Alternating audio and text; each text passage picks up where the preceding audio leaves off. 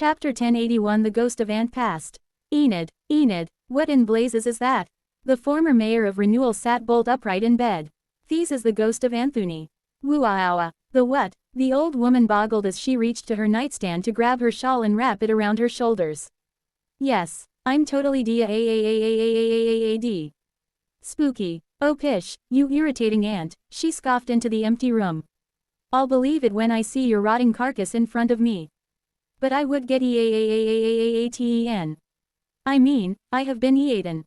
Enid rolled her eyes. As disturbing as it was to have the Great One's voice echoing through her room, or mind, it was hard to tell, he continued to be utterly dreadful at deception of any kind. You've been eaten, have you? How did you taste? She asked, folding her thin arms across her chest. Delicious. Like a plump roast chicken. How would you know how you tasted? By the look of satisfaction on my enemy's face. And how would you see that if you were dead? With my ghost vision. Ooh, he really was determined to try and make this work. Enid brought up a hand to pinch the bridge of her nose. It was bad enough he had to wake her up, but now he was starting to give her a headache. Would you stop being ridiculous? She snapped. I'm an old woman and I need my rest. If you want to play silly tricks and annoy people, do it to Bane, he'd probably enjoy it, I simply don't have the patience. A long pause. I could have been dead, you know. It's not like I'm immortal or anything. Anthony's voice rang out in her mind in a more normal way now that he had abandoned this ghost pretense. If you died and came back to life as a ghost, I think the last thing you would feel the need to do is haunt me. She thought back at him, but then wondered if he could hear the internal dialogue. There was no sense of a mind bridge connecting them. How was he doing this? What's going on, Anthony? How are you talking to me? You probably don't want to know. What? Why wouldn't I want to know?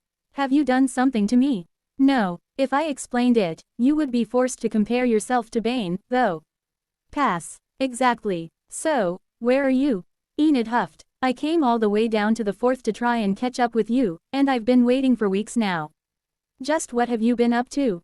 Oh, you know, fighting tier 8 demons, battling the wave, training the youth. Not much. Well then, you have plenty of time to come and visit an old woman before she kicks the bucket, Enid smiled. When can I expect you? You should have considered being a monster. We don't even age. Oh, that's a tactful thing to say. I know, right, I've been working hard on my tact. I was being sarcastic. Damn it, Anthony. All right. I'm in the nest anyway, so I can be over there pretty quick. See you in an hour. How do you know where I am? Because, reasons. Are you sensing me with mind magic?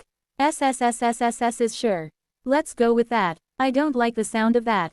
You shouldn't. See you soon. Grumbling to herself, Enid slowly pushed herself out of bed and got dressed, unsure how that giant, idiotic ant was supposed to meet her inside the unfinished guest accommodation of the nest.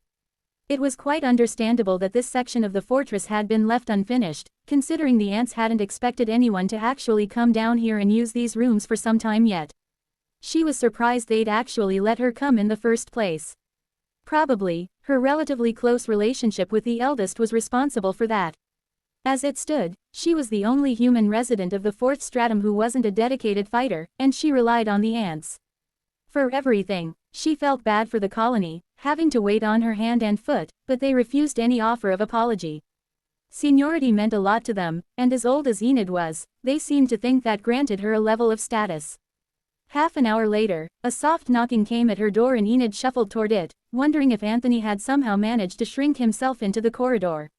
Of course, that wasn't the case. When she opened the door, she found herself greeted by two smaller ants, mages, who soon connected a mind bridge. Hello Enid, they greeted her. We've been asked to escort you to a chamber so you can speak to the eldest. Oh, you needn't bother, she told them. If you tell me where to go, I'll be fine to walk on my own. The two ants nodded as if they understood, then swiftly enveloped her with force magic and gently placed her on one of their backs. This won't take a moment, one of them assured her as they began a smooth scuttle down the corridor. Enid rolled her eyes. She thought if she'd stayed with the humans, they'd start to baby her as she deteriorated. Who could have foreseen that the ants would be even worse? At the end of the corridor, which curved around the internal wall that separated the inner and outer fortress, she knew there was a large open chamber, which was where she assumed she would find Anthony. She peered ahead and saw something enormous sway across the entrance, momentarily blocking the light. What was that? She squawked. I believe the eldest has arrived, one of her escorts informed her. Just how big had that damned Great One gotten? She was almost afraid to look. Feeling slightly ridiculous, she kept her eyes down as she was carried into the open space, only daring to look up after she had taken several steadying breaths. She'd heard about Tier 7 monsters, of course. Her dear husband, Darion, had seen a few over the course of his career, but never fought one.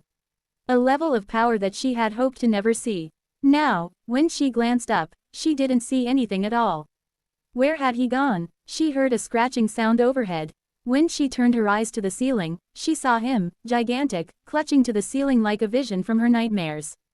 Boo! Anthony cried in her mind. Enid clutched at her chest and fell backwards. Chapter 1082 Old People. Holy moly, Enid, don't scare me like that. Don't scare you like that. Enid squawked. You damn near killed an old woman, you buffoon. I thought my heart was going to stop. I'm not that scary looking. Chrysalis says I'm very handsome. You're enormous. And purple. Your mandibles are the same size as my bed. You knew damn well you were going to take me by surprise hanging off the roof like that. The gigantic monster scratched itself on the head with one of those enormous antennae. As thick around as a man's leg and as long as a house was wide. It didn't feel like that long ago since Enid had last seen him, but Anthony had changed an enormous amount. Your last evolution really was a big change, she said. I can't believe how different you look. For want of a better word, the ant preened, cleaning his antennae and shifting to bounce the light off his carapace. Well, I did put on a lot of size. Got a boost that might somehow. It's not just that. Step back a little, let me get a good look at you. What? Go on, back up. After a moment of hesitation, Anthony took a few steps back and paused, unsure, while Enid passed her gaze over his new form. The first thing that stood out was his sheer size, of course. From the most forward tip of his mandibles, to the very back of his abdomen, he was between 15 and 20 meters long, and possibly 8 tall, at her estimate. Each leg was an absurd length, so thick they didn't look like they belonged to an insect at all, though compared to the rest of his body, the proportion was about right. The carapace was the next greatest change, no longer a shiny diamond coating over the common colors of the colony. Anthony's shell had transformed into something else altogether. A deep, shimmering purple, somewhat opaque, so that she almost felt as if she could peer into it, darkening to black as it grew thicker. Light seemed to ripple as it played across the material that comprised the carapace, as if touching the surface of a lake. His entire body was coated in the stuff, including thinner plating on the legs and his mandibles. The mandibles themselves were horrifying. As long a large person was tall, they weren't the stubby, somewhat blunt gripping tools she saw on the mages and healers. No, these were deadly weapons and they looked the part. Hooked at the ends, with barbs evenly spaced along the ends, they looked like they could punch through armor just as readily as crunch a boulder. On top of his head, Anthony's eyes were much the same as they'd always been, though the lenses seemed to have gotten bigger, to the point she could pretty much see the lines that separated them. Some were clearly larger than others too, which was interesting. His antennae were interesting as well. In the light, she could see they weren't quite as solid as she imagined, as she glimpsed incredibly fine wisps of thread drifting around them. I know I'm magnificent, but this is getting awkward. You didn't call me up here just to take a gander at my shininess, did you? Of course not, the old woman scoffed. But I've never seen a Tier 7 monster, let alone a mythic one before. I thought I should take a good look while I had the chance. You aren't dead yet, Enid. No thanks to you. All right, I'm sorry. Geez. Ah, the healers are here. A team of ants scurried into the chamber, 5 of them, rushing toward her and immediately poking and prodding her gently with their antennae. Wow, what is going on? Shoo, she tried to wave them away, but they ignored her, and she suspected that she knew why. This is your doing, isn't it? She demanded of the Great One. Yep, I thought I should get you checked out by the crew. We can't have you dying on us, Enid. Not for a long time yet. I'm old, she tried feebly to brush the ants away, there's no cure for that. Besides, I hardly think it matters if I'm still around at this point. I've resigned as mayor. I think people can get along just fine without me. She started as the giant ant loomed close, suddenly bringing one massive eye within touching distance. What are you doing? I'm looking for some common sense in there. What are you talking about? There's a reason we ants revere the eldest, and the elders among us, and since we ants do it, it's objectively the correct thing to do. You've got buckets of knowledge, experience and wisdom in that noggin of yours. In fact, of all the humans we've met, I think you've done more than any other for us. You think all that goes out the window, or that we aren't grateful? You're talking nonsense. Diagnosis complete, the ants began to funnel healing magic into her, which was fine. Warm light suffused her body, easing her aches and pains. It was almost enough to make her laugh. She'd heard about rich nobles having themselves healed every morning to extend their lives and reduce the pain of aging, but never imagined it would apply to her. Well, that's very kind, she said finally. I still think it's a bit of a waste. There are lots of soldiers out there fighting who could do with healing. And that is why you're important, Enid. I swear you were an ant in a past life. She'd been no such thing and was about to say so when the 5 healers turned around. And promptly covered her head to toe in viscous green fluid. If seeing a Tier 7 monster had been a remarkable sight, seeing him flop onto his back and kick his 6 legs in the air while screaming with laughter in her head was quite another experience. Chapter 1083 A Life of Health. Mendant and Francis didn't know when the healers had gotten a reputation for being curmudgeons, but they both strongly felt it wasn't deserved. They weren't grumpy. They were providing vital, life-giving services to their siblings. If anything, the accusation they were ill-tempered just made them feel like the others were being ungrateful. Mendant, lovely to see you again. How are things down in the tunnels? Francis, wonderful to see you too.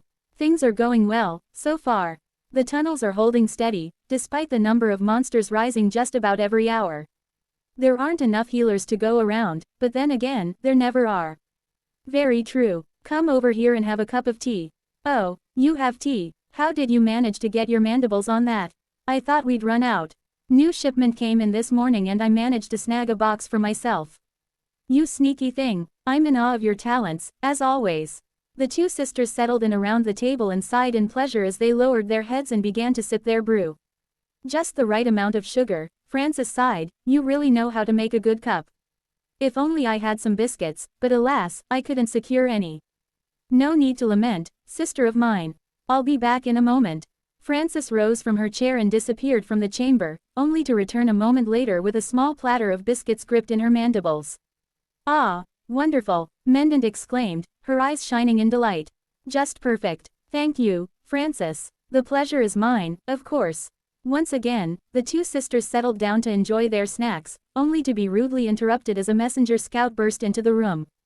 We need healers in the tunnels, immediately. What? The two council members snapped.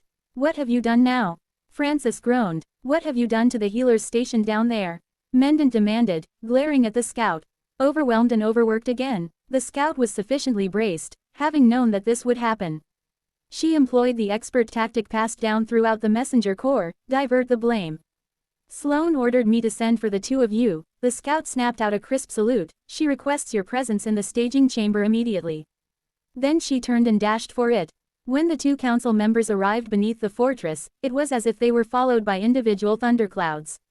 Other ants had avoided them the whole time they were making their way down, and now that they'd arrived, even the largest soldiers stepped lightly as they stormed toward the generals in the middle of the chamber. What's going on, Sloane? Francis demanded as the two pushed their way into the circle. This had better be good, Mendant grumbled. Sloane jumped as the two made themselves known and turned. Oh, right, thanks for coming, you two. I know that you just finished shifts, so I'm really great if. Just get on with it, Mendant cut her off. You're wasting time, Francis said pointedly. Right, sorry. There's been a surge of injuries in 3 of the tunnels and the frontline healers are overwhelmed. The hospital over there is swamped as well. What else is new? Ah, yes. Any plans to bring through more healers with the next group of reinforcements? Like we've been asking. For weeks. Of course we've asked for more healers. How many? 2,000. Out of how many ants? 40,000. Both healers slumped at the news, but only momentarily. Their internal grumpiness only fueled them to be more grumpy. You're going to be reattaching your own legs with sugar syrup if this goes on much longer, Mendant warned the general. And it won't be me who tears them off. If the healers get stretched any thinner, we'd be see-through. We need more soldiers for the front lines. They don't do any good if they're in a hospital bed. Come on, Mendant, Francis said, they aren't listening. Let's get to work. Good thing some of us are working, Mendant grumbled, causing Sloane to twitch in anger. Wisely, the general kept her pheromone gland shut. The two healers stuck together and hit the first tunnel, rushing into the forward medical post. What have we got? Francis asked. The healer in charge didn't look up from where she was busy closing an ugly wound in a mage's carapace. I've got 342 broken legs, 611 severed legs and almost 1,000 severe carapace trauma. Damn it. Quick, Francis, let's scrub up. The two ants dashed to a side area, glowing with enchantments and waved their antennae through the light. Properly cleansed, they moved into the hospital proper and began working. 3 severed legs. That's rough, soldier. I'll kickstart the healing process, but it'll take a week for them to grow back. Make sure you eat biomass, 3 times a day. Thank you, healer. What are you doing out there? I swear you're trying to get injured. Look at your carapace. That's a direct hit. I'll do my best to close it over, but you'll be moved to the main hospital for an extended stay. You're lucky to be alive. Thanks, healer. The two tore through the hospital in an hour, using their energy as efficiently as they could before they departed, calling for more healers to come off their breaks and get back into the medical chambers before they rushed to the next one. Everywhere they went was a disaster. The healers pushed to capacity, running out of mana and healing fluid. By the time they finished with the 3 tunnels, they were exhausted and slumped their way back to the central chamber to find Sloane had been replaced with Victor. Glad you're here, Victor said. We've got emergencies in 2 tunnels. The healers are overwhelmed, I'll bet, Francis said sarcastically. Mendant was about to leap forward and tackle the general with her own mandibles when a runner sped up to them. Message from the eldest, top priority. Victor turned around, startled. What do they want? Message is as follows. Bring more healers down, what the heck is wrong with you? Message ends. Victor nodded, accepting defeat as Francis and Mendant high-fived with their antennae. Good to know someone was looking out for them. Chapter 1084 War and Peace. In times of war, or great peril, many things are put aside. Morality, order, law, hierarchy, respect, such things are often cast away in order to ensure the one thing that matters most to a sapient creature, survival. We are not that way. Our mission is sacrosanct. Our law is woven into the very fiber of our beings. There is no life without the mission, there is no future without mission, and there will never be a present without the mission. Though the world should burn around us, we continue to serve. Excerpt from the Dedications of the Nameless. The Nameless One executed the eightfold genuflection and stepped within the sanctum of sleep. To be embraced by the pure darkness was like being held close by the colony itself. It was home. Guided by scent alone, she maneuvered through the narrow and twisted corridors until she found who she was looking for. The acolytes, still as a sleeping ant, stood in a loose circle around a dim light sunk into the ground. There, they kept their vigil until the second 8 of the day had passed. The Nameless One approached and genuflected once more. The acolyte to her left, the acolyte of shadows, signed subtly, and so she approached. The eldest rests, the acolyte began the ritual greeting. 8 hours a day, the Nameless One replied. Greetings, Nameless One. You are welcome in the sanctum. I greet you, acolyte. What news of the waking world do the shadows hold? It is difficult. The number of transgressions against the 8 number in the hundreds each and every day. Our ability to snatch the heretics from the battlefield is limited, and thus they escape our wrath and righteous cleansing. They do not sleep, their carapaces remain unwaxed, their antennae laden with grit and ungroomed. Disgraceful, the Nameless One signed savagely. This cannot be allowed to stand. Give me the order, and I will hunt down those who spit acid in the eldest's face. Find your inner rest, Nameless One, the acolyte signed. The order is not served by your anger. Put it to one side, and think on what you can do. With difficulty, the Nameless One pushed her anger down and sought the icy calm that served her so well in her long service to the sanctum. I apologize for my outburst, she signed, but the acolyte waved it away. It is nothing, we are all on edge at such rampant and widespread heresy. There are simply too many, and we too few. We will take those we can, and remember those we cannot. They will have their time in the cells, never fear. I hear and obey. The healers are being forced to go without breaks to overcome the shortage in numbers. We shall overlook them today, lest our sisters suffer and die for lack of care. There are several scouts who have spurned the torpor chambers for several days. Capture them and let them learn the error of their ways. They shall experience luxurious rest and relaxation before this day is done. This is well. Her orders received, the Nameless One set out through the dark tunnels once again. Narrow passages and secret pathways that wound throughout the great fortress like insidious tendrils of truth. There was no place she could not reach, and her quarry would not escape her justice. 8 hours later, she returned to the sanctum.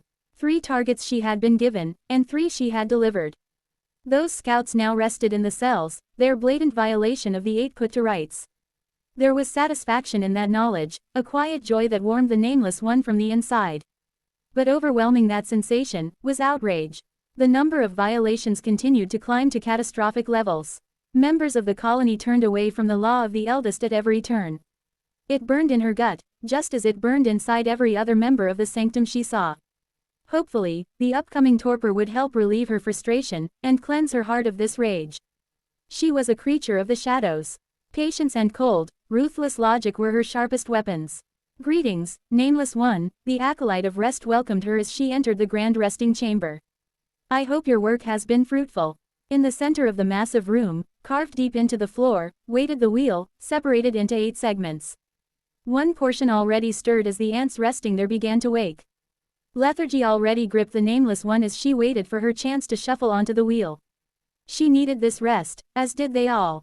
Service to the mission was always difficult, but in this place, and at this time, it was harder than she could ever recall. Please take your deserved rest, the acolyte signed as they finally began to shuffle past onto the wheel, as the eldest intended. Before the Nameless One could find a suitable space to rest, she felt a change in the chamber. There was a shift in the air, a darkening, a deepening, of the mana. Every ant still awake went into high alert, their senses probing as they employed their skills to meld with the darkness. Except, to their shock, they found that darkness was already occupied. Writhing tentacles pushed them back before sprouting from every surface in the chamber, a forest of pitch-black limbs that waved and curled furiously through the air. A visitation from the shadow. Such a rare and precious occurrence. As one, the Nameless Ones genuflected, their hearts leaping with joy as the tentacles, in sets of 8, responded. Then they began to sign to them. My master's words are being ignored. They should never be ignored. Prepare. We will show them all. This entire fortress will be plunged into darkness. So saying, the tentacles began to retreat, sliding into the shadow and vanishing once more. The Nameless One felt her heart leap for joy. The outrage had gone on too long, even the shadow had been pushed to the limit. Finally, something would be done about it. It took her several minutes to calm herself sufficiently to enter torpor, but when she did, for the first time in weeks, she felt truly at peace. Chapter 1085 War and Peace Part 2. To plunge an entire fortress into darkness, to commit every ant within to the cells. Such a thing had never been done in the history of the sanctum, in the history of the colony. The Nameless One crouched in a deep and dark tunnel, motionless. Soon, another ant approached. Greetings, Nameless One. I see you, Nameless One. What word from the sanctum? 24 hours until the fortress goes dark. We're going ahead, then. Of course. The mission stands above all. Agreed. After exchanging signs, the two parted ways, the other skittering away to reconnect with her sisters, while the Nameless One remained at her post, waiting for the next member of the sanctum to come down the passage. Only, the one she found wasn't the one she expected. From the darkness around her, she noticed a small tentacle grow, extending out to just in front of her eyes. In the presence of the shadow, the Nameless One held herself perfectly still, awash with reverence. The tiny limb flicked several times in a familiar gesture. Come this way, it signed. The ant was unwilling to leave her post, but unable to deny the summons of the shadow, she followed. Heading in the direction indicated by the tiny tentacle, she soon found herself running down a labyrinthine passage into the bowels of the nest. She wondered what the shadow may be calling on her for, something to do with the coming darkness, she was sure. This was the first time the shadow had taken such a direct hand in the affairs of the sanctum, who knew what was going on in the mind of the guardian. One turn followed another, as she crawled, until finally she emerged, pushing herself out into the light. She found herself in a large, open chamber, with one wide-open entrance on the opposite side from where she emerged. Resting inside the chamber was the largest ant in the colony. Eldest, the Nameless One said in shock. The giant ant didn't turn around to face her, remaining side-on and blocking sight from the entrance to the Nameless One, but she felt a strange power seize hold of the area around her, pressing her down and wiping her scent away. From the eldest's carapace, the shadow emerged, extending her limbs outward toward the smaller ant. Make no scent, she signed, my master is not tied to the sanctum directly, and never will be. The Nameless One recovered her poise and ducked her head in assent. Of course, how foolish of her. She wasn't a fresh recruit any longer, she knew how important it was to conceal all traces. Pheromone traces can remain for days, weeks. I am here to serve, the Nameless One signed. The great ant shifted imperceptibly, and the tentacles continued to sign. My master is aware of all that takes place within the nest, including the activities of the sanctum.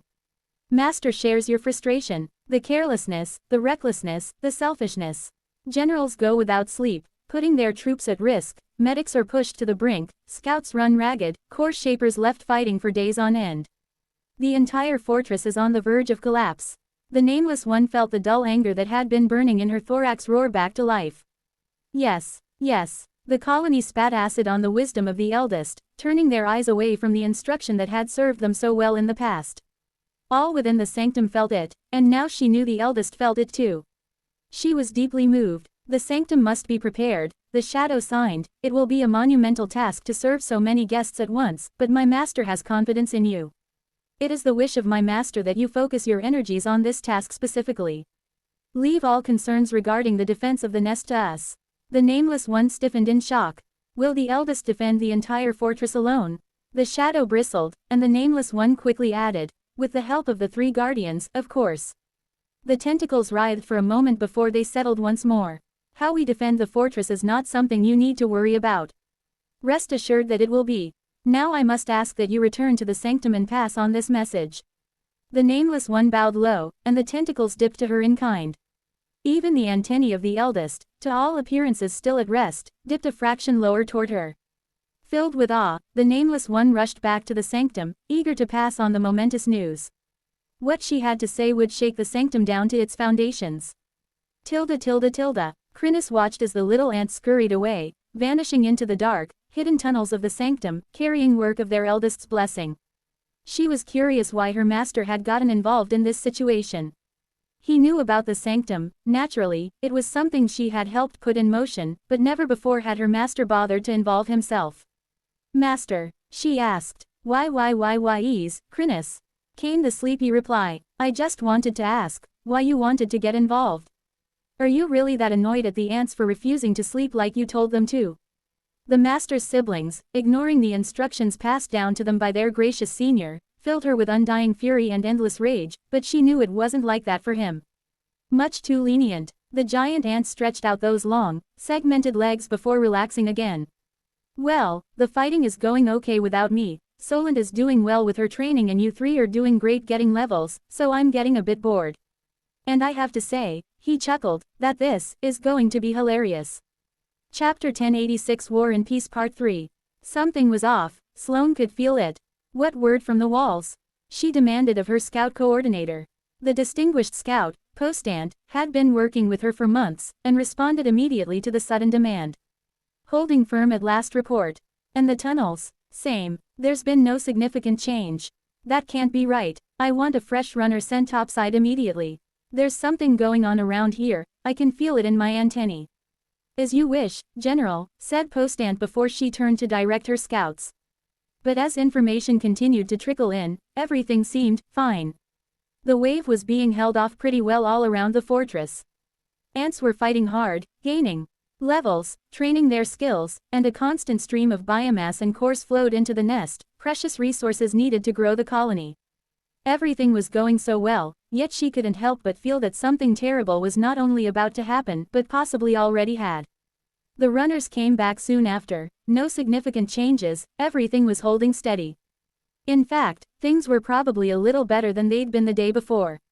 Better? Sloane couldn't believe it. How are things better? I'm not sure, Postant replied after conferring with her troops. The general feeling is that the defense is holding firmer than previously, but nobody has really been able to pin down a reason why. Sloane thought back. She'd been on the job since yesterday. Could she recall any significant changes since then? Directing the flow of the defense in the tunnels had been her sole responsibility in all that time, so if anyone had noticed a difference, it should have been her. The general pondered the question. Let me see the latest troop report, she said suddenly. Other generals, members of her staff, quickly pulled out the stone tablet marked with dense and detailed pheromones, rows and numbers that described the numbers of available troops. There was a change. The number had gone up. Have the reinforcements arrived? She asked as she continued to trace her antenna over the tablet. Not yet, General. They aren't scheduled to arrive for another 3 days. And they were mostly healers anyway. Sloane understood what the eldest wanted, but she would have really preferred more fighting ants instead. Still, she felt bad that Mendant and Francis hadn't been listened to the extent that the eldest had to intervene on their behalf. No, the additional numbers weren't as significant as a full reinforcement, but were significant enough to have made a difference. Where had they come from, though? A wave of freshly healed troops from the hospital? Unlikely. Some sort of shifting error putting more ants on the front lines than there should be. Even more unlikely. When did we start our shift, Post-Ant? Sloane asked, getting frustrated. 36 hours ago, General, came the immediate reply. Over those 36 hours, how had she not noted such a significant shift? It was maddening. Sloane froze, her mind halting in its tracks. What did you say? She said, slowly. Post-Ant shifted. 36 hours, General. That shouldn't be the case. It couldn't be the case. Light the torches, she cried, and the general sprung into action, igniting the braziers they kept close to hand for emergencies such as this. In an instant, flames crackled all around them, driving the shadows away as every ant eyed even the tiniest sliver of darkness warily. We need to finish up soon, she told everyone. We've gone too long without resting. They all nodded, knowing exactly what she was thinking. Even in wartime, it wasn't good to push your limits too far. And by limits, she meant their patience. She must have come extremely close to disaster. It was so easy to let time slip by during such pressure-filled situations as these. She brushed her antennae through her elbow joints, cleaning them, to help relieve her stress. She was safe from their clutches for the moment. As long as she acted fast, she could be back in command soon enough. In fact, it was a little odd that they hadn't come for her already. 36 hours was a lot, not something they would normally tolerate. Let me see that tablet again, she requested, taking hold of it in her mandibles once more and poring through the numbers. There was a reason there were more ants in the fight. The listing, which usually read casualties of rest, was missing entirely. They hadn't taken a single ant for a full day. Sloane's mandibles began to tremble and the tablet fell from her grasp to clatter against the stone floor of the chamber. Her staff shifted, surprised to see her so clumsy. Is everything all right, General? Post-Ant asked, looking concerned. I've sent messages to bring our replacements in, we'll be done within the hour. No, Sloane whispered, it's too late for that. Her eyes darted around the chamber. Bright burning fire surrounded her in all directions, but suddenly, she knew it wasn't enough. Every hint of shadow loomed like an impenetrable ocean of darkness. She could almost hear the malicious gnashing of mandibles, coming from some dark space just at the corner of her eye. I need runners sent immediately, she rounded on Post-Ant. Get in touch with Victor, let her know that they haven't taken anyone in an entire day. A full day, do you understand? They're planning something big, we have to be ready. Oh, it's far too late for that. Heretic, heresy, heresy, heresy, heresy, unbeliever, unbeliever, unbeliever. Whispers, from a realm of madness the waking could never see, surrounded Sloane in an instant. Stoke the fires, she demanded, but that, too, was too late. One moment, the braziers burned brightly, the next, they were gone. The fires sputtered and died, robbing the huddled ants of their soothing light. Just like that, shadows abounded. Sloane trembled. She didn't want to go out like this, not now. There was a war to fight, things to do. She shivered in fear at the thought of what may await her. The comfortable bed, the carapace wax and shine, the complimentary tea. She couldn't endure it again. We're going, she protested to nobody, we're going to rest soon. An hour is all we need. The whole staff froze in place as they realized exactly who she was talking to. Too late, late, late, late, late, too late for all of you. Late, late, late, late, prepare yourself, for the coming darkness. Sloane's shadow began to expand and she knew it was over, knew she was to be taken, but to her shock, she wasn't. Not immediately. The shadow grew, and grew, wider and wider, until it began to expand upwards, rising from the floor like a pillar of pure void. Higher and higher it rose, until all activity in the chamber grew to a halt as all the ants saw it, recognized it, and trembled in fear. You have gone too far, the whispers continued, we will no longer tolerate your disrespect to the commands of the eldest. We're fighting a war, Sloane roared up at the shadow, but she knew they wouldn't listen. They never listened. The pillar of darkness trembled for a moment, then lost its shape, flowing into a liquid that exploded outwards, expanding into a tidal wave that fell down upon them like a collapsing mountain. Sloane could see them now, their mandibles gnashing and eyes burning with fervor and glee. Hidden inside the shadow, they came for her, and for all of them.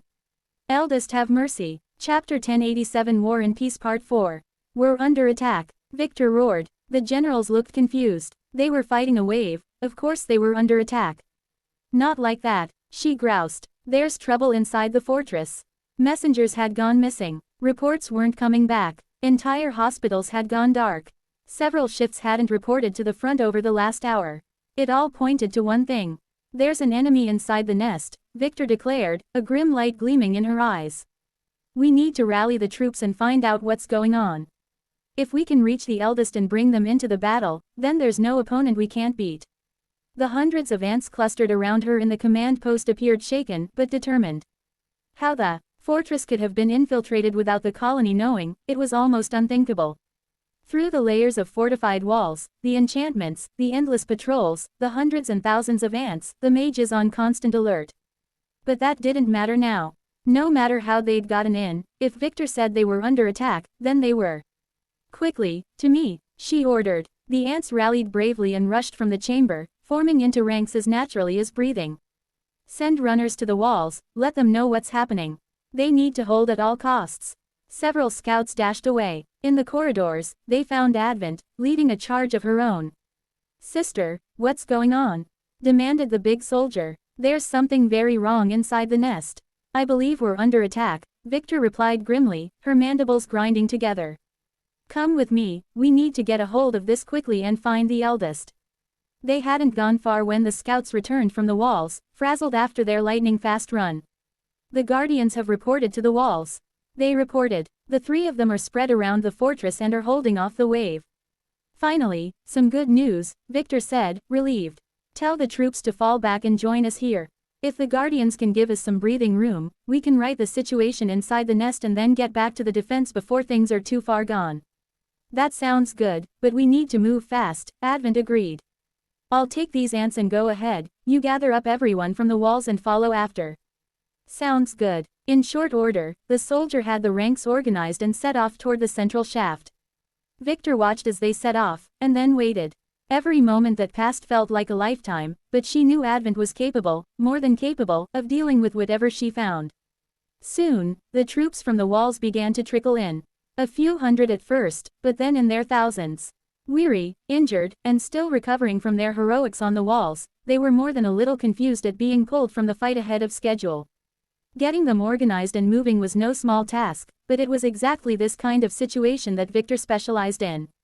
Generals to me, medics, take everyone who is too injured to fight into the central planning chamber and establish an emergency hospital there. I want an assessment checkpoint set up for every ant to move through as they come from the walls. Scout leaders to me, stick to your squads. Move, move, move.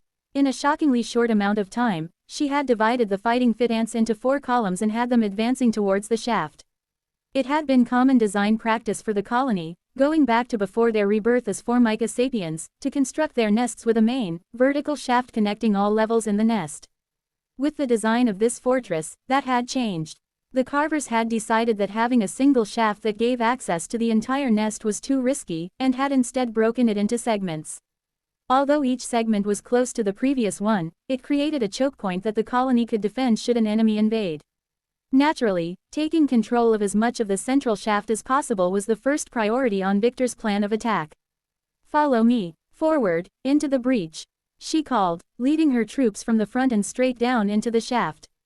The scent trails left behind by Advent and her troops were thick in the air, they'd already been here and gone ahead. She had to catch up quickly. Things were quiet, eerily so, inside the vertical tunnel. Normally, the veritable heart of the fortress, filled with ants rushing up and down, now it was deserted. Victor saw nothing but a blank tunnel ahead of her, whilst behind, thousands of troops marched in her wake. Whatever had happened to the nest, whoever had done this, they would pay. They reached the bottom of the shaft without incident and exited, moving down the wide tunnel that led to the next segment of the shaft. When they reached it, Victor knew immediately that something was very wrong. Instead of the huge, arterial path that connected the depths of the nest to the peaks, she saw nothing. Inside was simply darkness. Like a fog or mist, the inky black void rippled and shifted, occasionally sending wisps or tendrils into the air that curled in on themselves before they dissipated like smoke, or fell back down to merge with the shadows below. It was almost as if they were staring into the deepest and darkest depths of the shadow sea. Was this an invasion by monsters of the second stratum? That made no sense. Whatever the case may be, the scent trails of Advent and her leading party plunged directly into the abyss, vanishing at the edge of the pool. Victor was hesitant. The eldest was further down, and if she could connect with the troops fighting in the depths, they'd have the numbers necessary to storm the rest of the fortress. She had to go down. We're going in, everyone. Pass the word back, get informations. I want fire mages up front in every squad, burning a bright flame. We need all the light we can get. General, should we fire down into that? She shook her head. We can't take the risk, we might be firing into the backs of our own sisters. We have to go in blind and be prepared for anything. There's no time to waste. She waited for precisely 1 minute as the changes she demanded rippled through the ranks and then plunged forward herself. The darkness almost seemed to rise up to welcome her inside, but she didn't hesitate. The moment she stepped down the wall of the shaft, her vision was gone, but nevertheless she continued forward, her antennae sweeping the ground before her. The flames of the mages helped a little, but not much. The black mist seemed to smother the lights, thickening, crowding close around the fire until they were barely there, illuminating a scant few meters around them, no matter how much mana was poured in. Sound was muted too. Victor almost couldn't hear her own claws on the stone as she descended, nor those of the thousands of ants following behind her. It was almost as if she were alone there, in the dark. Despite the illusion of isolation, she knew that she wasn't alone. She had the scent trail of her sister, Advent, under her antennae the whole time. Nothing sighted, moving forward. Nothing sighted, moving forward. Darkness is definitely mana-based, some sort of blinding attack. Nothing sighted, moving forward. Stay together, team. The constant stream of orders and observations was a comfort to Victor as she followed the trail put down by her sister. No variation in the density of the shadows. No gaps either. Hopefully not all of the shaft segments are obscured in this way. It's so dark in here I feel like I'm in torpor. Nothing sighted, moving forward. Keep the formation tight on the left flank. I can feel you shifting over there, keep an antenna on the ant to your right. Don't fall asleep on us, stay alert. Professional and brave as always.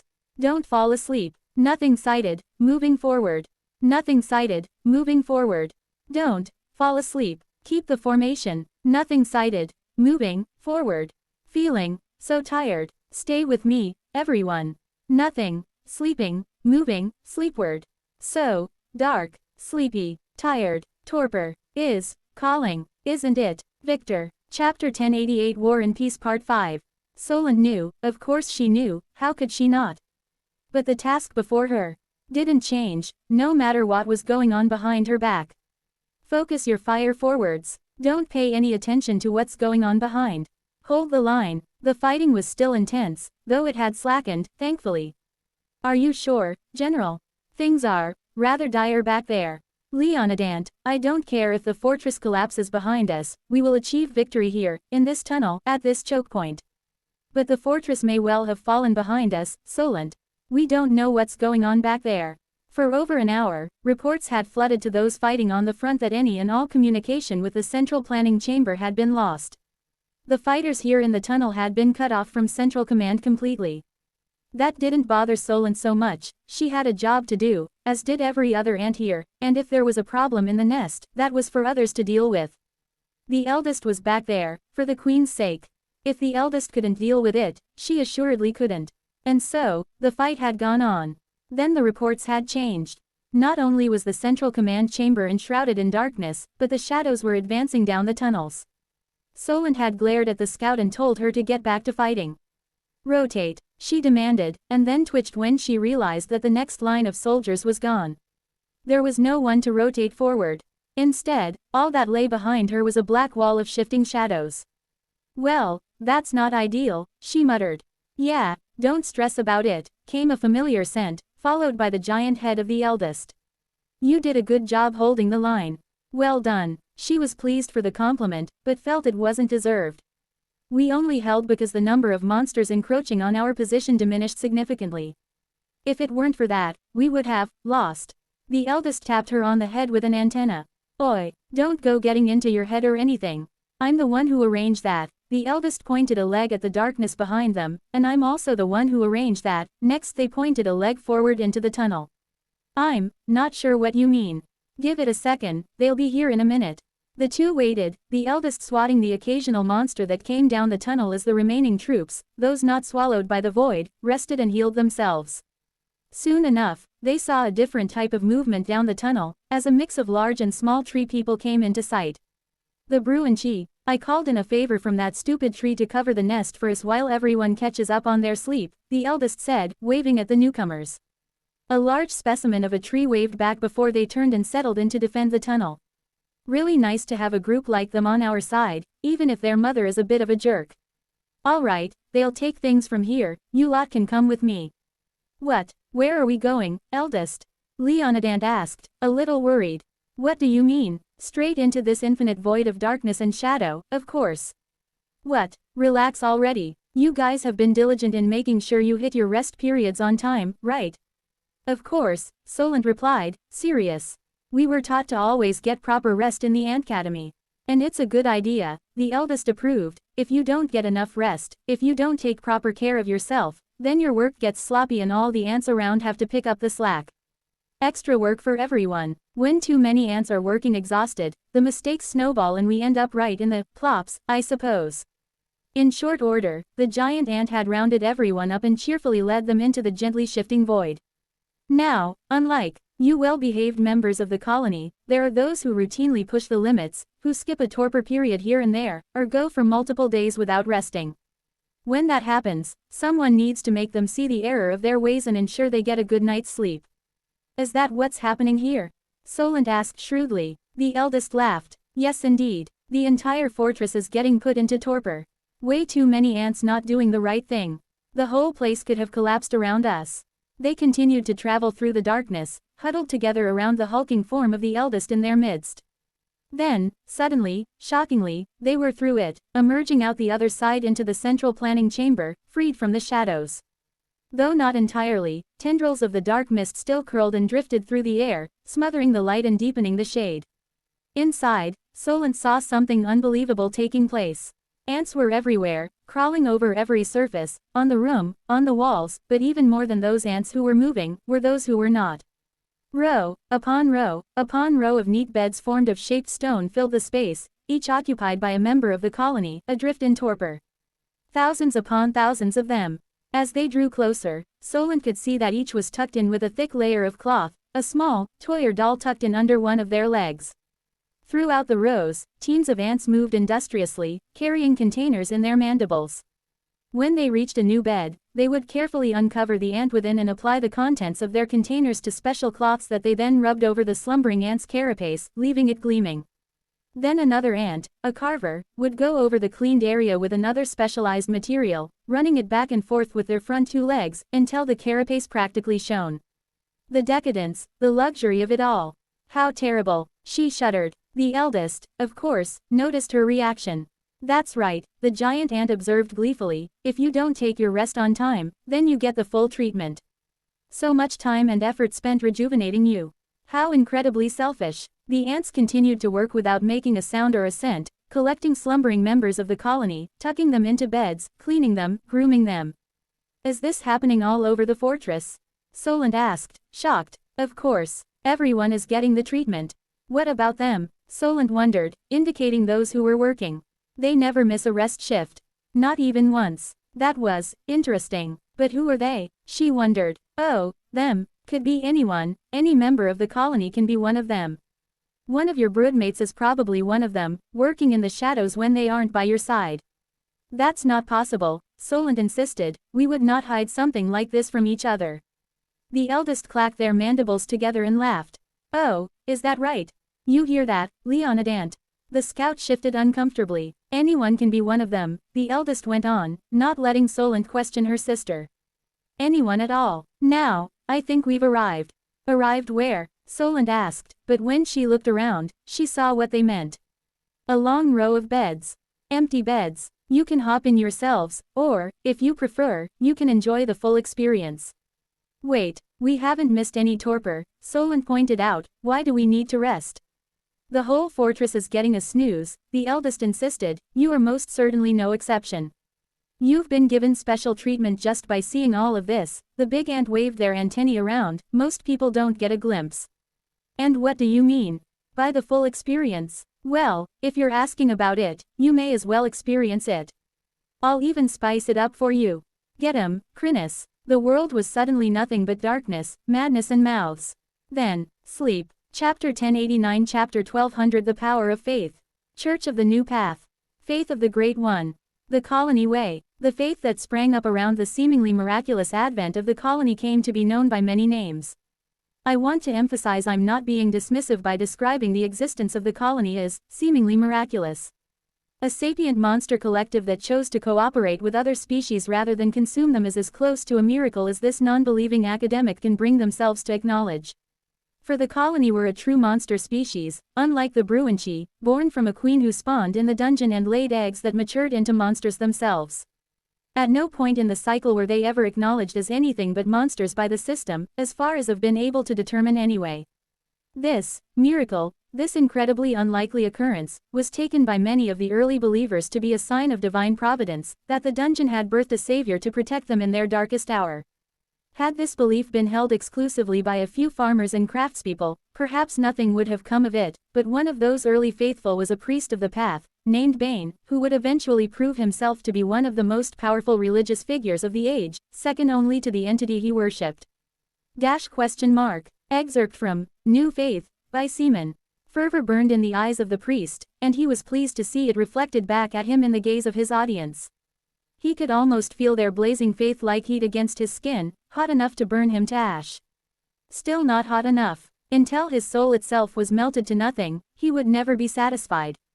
Remain strong in the faith, he demanded of his audience, his one hand stretching forward grandly, and it will reward you. All of our lives have been transformed by the Great One, by the new path, but they can change even further, spiritually, but only if you let them. This is a new world that we live in, separated from the before. Don't be like me, it took time for me to recognize what had changed, and something dramatic was required to wake me up. He waved the stump of his missing arm at them and their gaze flicked to it and back to him.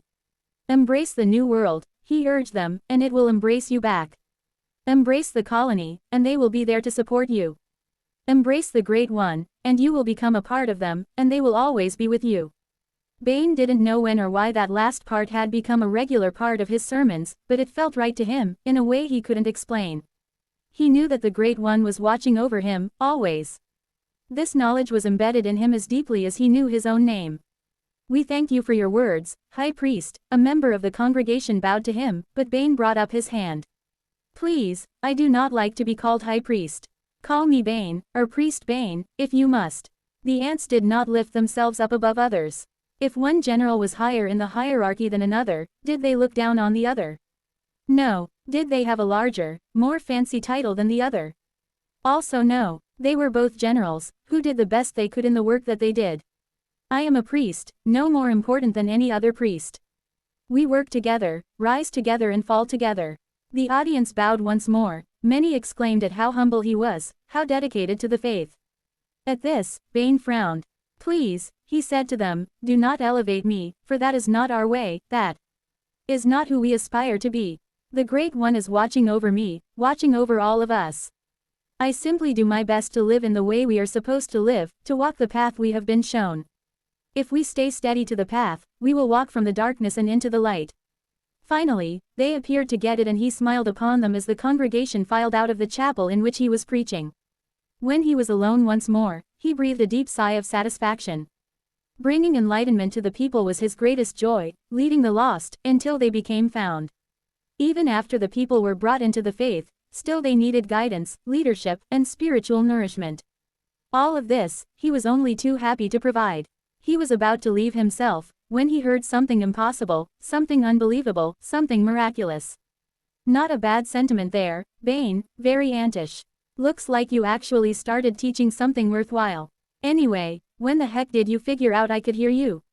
As the words of the Great One rang out in his mind, Bane experienced a kaleidoscope of powerful emotions that crashed through him like the waves of a storming ocean. His mouth moved, but no sound came out. His ears rang, but he heard nothing.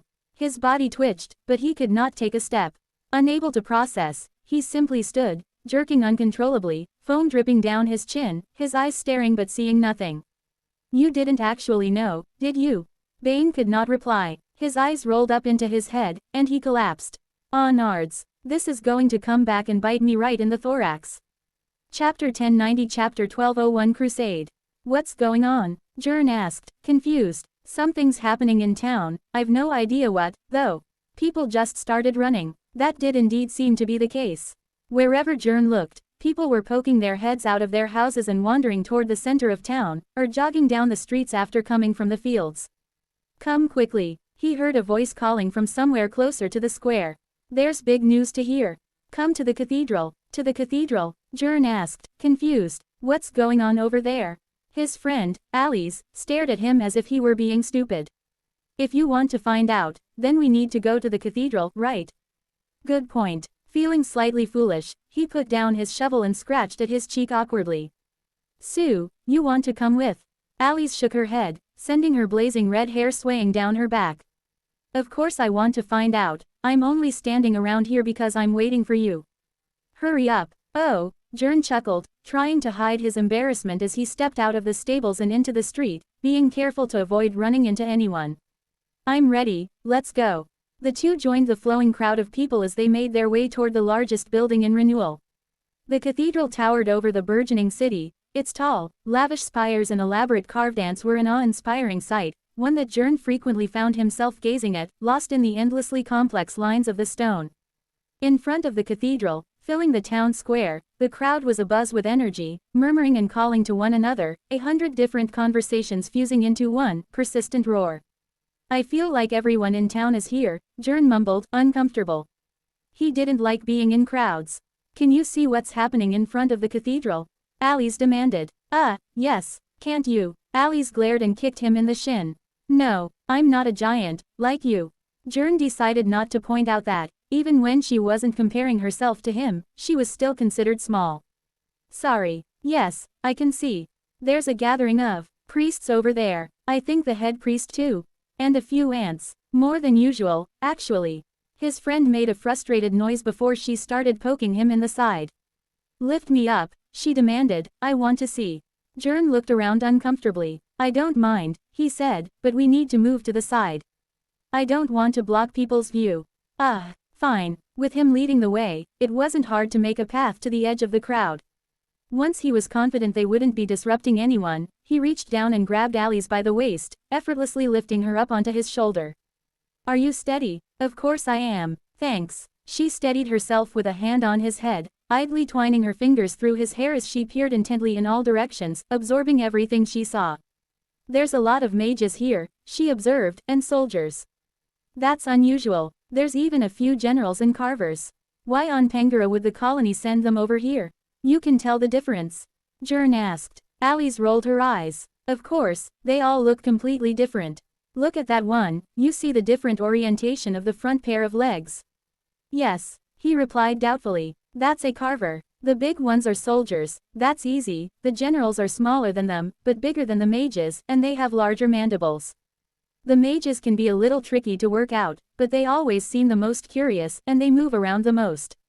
If they're connected to a human with a mind bridge, they usually try and turn their body to face them directly, which is a giveaway. See, that one over there is doing it. You really know a lot about the ants, Alice. She rapped him on the head with her left hand. Who wouldn't want to learn about the ants? They're our saviors. Most of our town was built thanks to them. And they're so interesting. If you say so, he said, idly scratching at his leg. The ants were fine. As far as Jern was concerned, they were regular people who lived and worked in Renewal just like the rest of them. Except they had more legs. He knew about the nests and that there was dungeon stuff and all that, lower down, but he'd never needed to worry about that. He cleaned stables for a living. Wait, something's happening, Alice said, leaning forward on his shoulder, excited. Jern brought his right hand up, just in case she fell, as he tried to spot what she'd seen. There was a lot of movement amongst the priests, until finally, one of them stepped forward. I thank you for gathering so quickly, my fellow citizens of Renewal. And I apologize humbly for interrupting your day, but this news could not wait for the holy day, or be delivered in the next sermon. Oh, That's Bane, Jern nodded to himself. He recognized the voice. Shish, Alice hissed, rapping him on the head again. That seemed unnecessary to Jern. Since Bane was so good at talking in public, his words felt like they flew into your ears no matter what, but he held his peace. I have been witness to divine intervention. The priest suddenly roared, his words rolling through the crowd like thunder. Jern could visibly see people blown back by the volume. He loved a good speech from Bane. They were never dull. The Great One has spoken to me directly. Whispered words of godly wisdom directly into my heart. This got a strong reaction from the crowd, and even Alice was bouncing up and down on his shoulder. Careful, he warned her, but she ignored him. Yes, my people. No pheromones were involved, no mind bridge. I wasn't even in the same stratum as the Great One, and yet, they spoke to me, assured me that they were looking over me. The priest was openly weeping now, but there wasn't the slightest quaver in his powerful voice. I say this, not to elevate myself, but to inform you of the revelation. I believe our faith has been sufficient, our belief has been abundant, and this has borne incredible fruit. A dramatic pause. Jern loved a good dramatic pause, and Bane was the master. The Great One is ascending. Soon, they will achieve a higher plane of existence, and I call upon all who are willing to join me in a great pilgrimage. He took a deep breath, calming himself. The journey will be long, and it will be difficult. There is no shame in remaining above ground, but for those who are able, those who are deep in faith, join me. We will march to every city within the lands of the colony, and to some who aren't, as we descend through the dungeon and present ourselves before the Great One. Join me, and transform yourselves. The crowd leapt and screamed in approbation, and Alice was so excited she slipped and fell from Jern's shoulder. Luckily he'd anticipated the problem and caught her deftly. She beamed up at him as he placed her back on the ground. This is so exciting, I can't wait to get started, she declared. Get started on what? He wondered. She frowned. The pilgrimage. Oh, he said, nodding. You're coming too. Oh, he said. He did like a good, fiery sermon. Tilda. In the fourth stratum. Damn it, Anthony cried. Damn it all to heck.